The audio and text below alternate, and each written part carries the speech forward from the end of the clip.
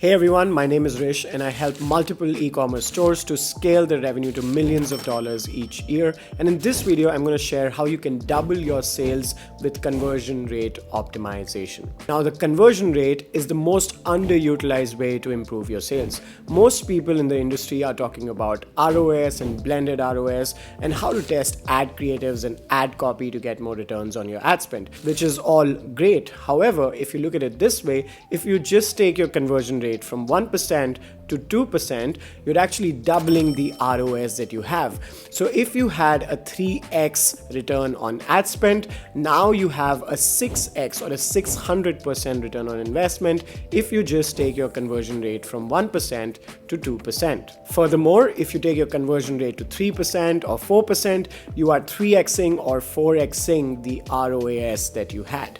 So I would highly recommend to focus on your conversion rate and then start building your digital marketing campaigns. So let's get started. In this video, I'm going to share the top 10 tips to double your conversion rates that have worked for me and my e-commerce clients. But before we do that, I want to share some targets with you. So let's say that the average ticket size on your store is around $80. You should be targeting somewhere between 3 to 4% of conversion rate.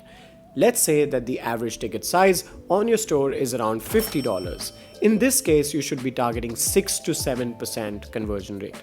So you can see how based on the ticket size, if your ticket size is lower, your conversion rate can be much higher. The second thing to keep in mind is your average order value. So usually the average order value will increase when the conversion rate is low, and the conversion rate will be higher when the average order value is low. So there's sort of this inverse relationship between the average order value and the conversion rate. So before we start diving into the 10 tips, you have to map your customer journey on your e-commerce store. So typical customer journey would start from the product page or the collection page, and then the customer would move to the cart page and then eventually to the checkout page, and from there to the payment page. So all the conversion rate optimization methods that we use can be on either of these pages. So you should measure your conversion rates of each page separately and then have CRO implementations on these pages. With that being said, let's get started with the top 10 tips to boost conversion rates. First tip is to actually focus on your website speed. Now, whenever your website loads faster, your conversion rate is going to be better. This is because customers want to see your product information as quickly as they land on your page. So you can do this by doing a Google speed test for your e-commerce store, specifically your product pages, because these are usually the pages that load the slowest. And then you want to optimize these pages for speed. So for example, what you can do is you can compress images to reduce the file size of the images, thereby improving the speed of the page.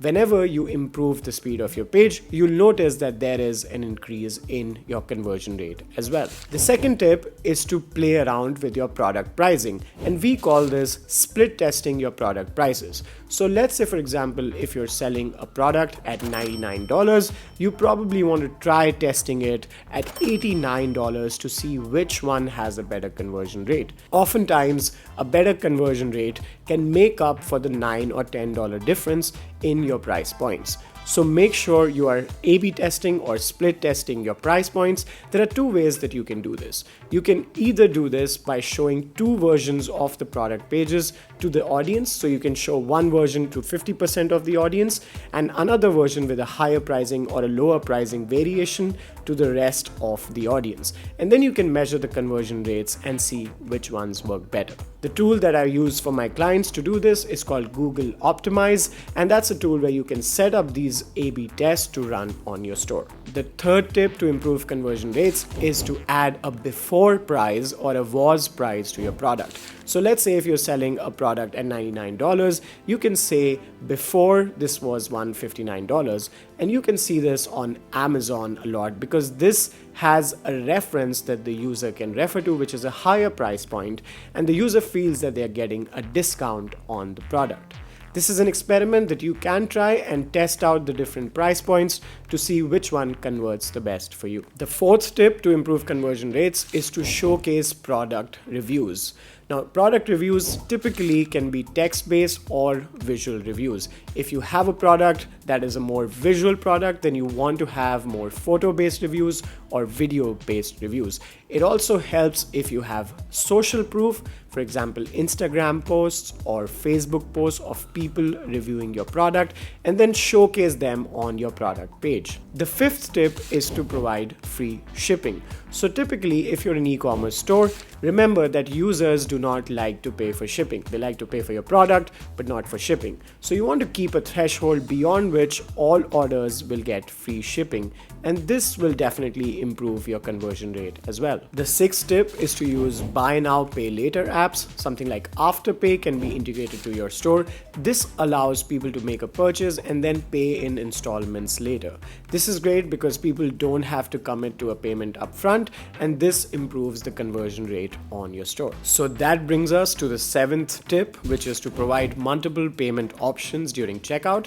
Now, when people are checking out, you want to show them the options that they prefer to check out with. So if you have data on what payment methods your customer use, whether it's credit card or Apple Pay or Google Pay, make sure that you show those options very clearly during the checkout process. The eighth tip to improve conversions is to have a cart expiry time. So let's say if a user comes on your store and adds a product to cart, you want to show them an expiry timer, for example, a 10-minute timer in which the cart will expire. So you can say, we are holding the product for you for the next 10 minutes, and this gives a window for the person to actually make a purchase. It creates the urgency that the customer needs to complete the process and move to checkout. So before we move to the last two tips, make sure that you like this video and subscribe to the channel for more e-commerce tips like this. So the ninth tip for you is to actually make sure that you do not require the customer to sign up for the checkout.